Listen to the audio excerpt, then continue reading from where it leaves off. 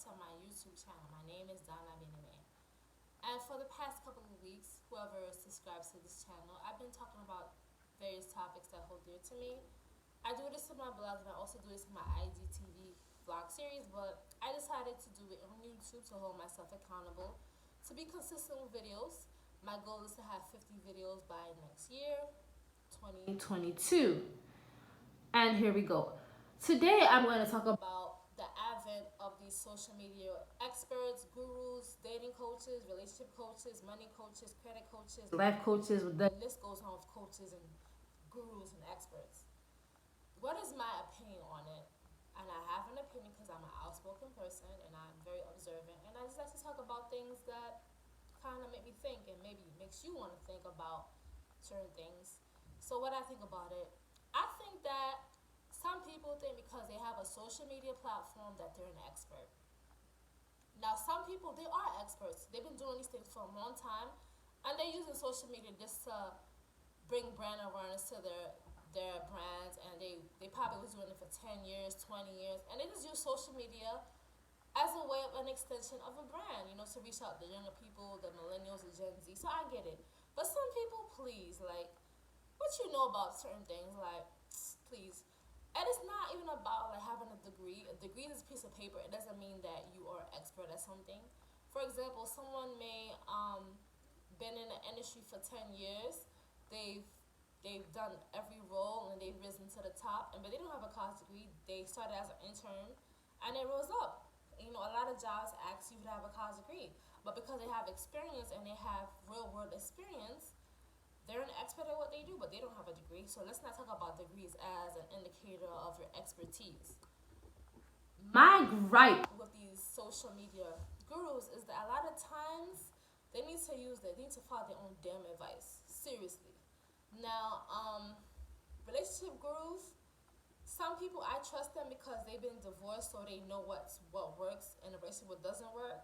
But some people, they single, and unless they have a disclaimer and say this is for single people because I'm single, why are you giving relationship advice about how to get a man or a woman and your ass is single? Like, houseway. Another thing that I don't like about these gurus is that just because you have a platform, you don't have to give an opinion about every damn thing. Like, now I'm being a hypocrite now because I'm giving an opinion about every damn thing randomly, but I do say that. I say that I give opinions about random things that hold dear to me. But like, if you're, let's say, I'm giving examples. Maybe some of them is a subs, but I'm not telling people's name. I'm just a little old blogger from Brooklyn. Like, I don't have 1,000 followers. I'm just speaking my mind, holding myself accountable by using these YouTube videos weekly. So what do I have to say has to bother me? I'm not trying to be famous. But anyway, get back to the task at hand. Some of these people, like, they're not even, for example, some people, they give it financial advice, right? They're not even a financial planner, so why are you giving financial advice? You should put a disclaimer saying, look, I'm not a financial advisor. And some of the things they're saying, by law, they could be convicted because you're supposed to be mindful of the advice you give people. So, I don't know. People will be just trying to finesse people, make money, want to be a life coach. Now, there's some people who should be life coaches because they're excellent teachers. They motivate people. Their lives are exemplary. What they practice, what they preach. I'm not talking about these people. These people are very important in the spirit. Dating coaches who are maybe be psychologists or they are matchmakers. I'm not talking about these people. Or people who have experience with people, how they look. I'm not talking about these people. I'm just talking about people who they just have something to say all the time, and then you could just say they're not sincere. They're just trying to make money off of people's desperation of knowledge. Folks, be your own guru, and also have your own set of beliefs of how you live. Do not let anyone dictate how you live.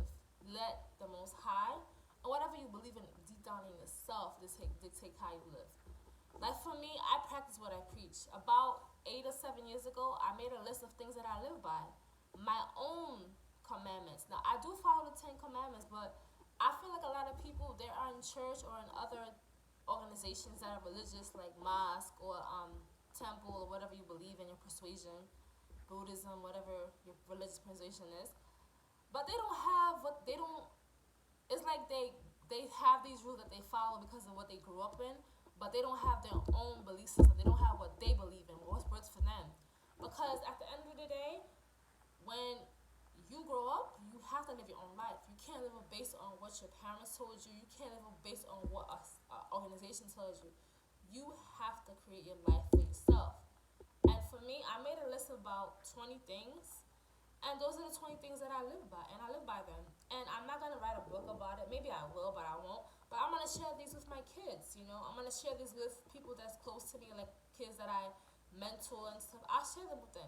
But I'm not gonna be like making some video saying this is what you should do because I do it. No, be your own guru. Be inspired by what your experiences, your things that you've heard from other people, from your experiences, from what God has revealed to you, and make your own ways of living. Because a lot of people, they don't know what they believe in because they don't have a set standard for themselves in their life. They always trying to find information or trying to find themselves. Create yourself. Create what you want to be. Be your own guru. There's nothing wrong with going to church and listening to a sermon and taking something from the pastor from the Bible, or listening to an inspirational video from YouTube, or listening to a podcast. But at the end of the day, you have to take in all that you have, process it, and make it your own. Some things that people live by you don't agree with. Maybe you're pro-life, maybe you're pro-choice, maybe you're moderate, maybe you're not, maybe you believe in polygamy, maybe you don't, maybe you believe in monogamy. But make the decision for yourself. Like, stop listening to people and like thinking that what they say is gospel. Like, oh, he said it must be true. No, think for yourself. Be a free thinker. Like, really know what you think about, and stop giving these gurus a platform. Like, I feel like we living in an information age, but it seems like it's an age of ignorance also. It's an oxymoron with the shoe. We have so much information at our hands, but we don't have a standard for living. We don't know what we're about. We have so much information. The Bible is readily available. The Quran is readily available. Different spiritual books is readily available. There's a lot of spiritual teachers, a lot of online churches, but we don't know what we're about with our belief system.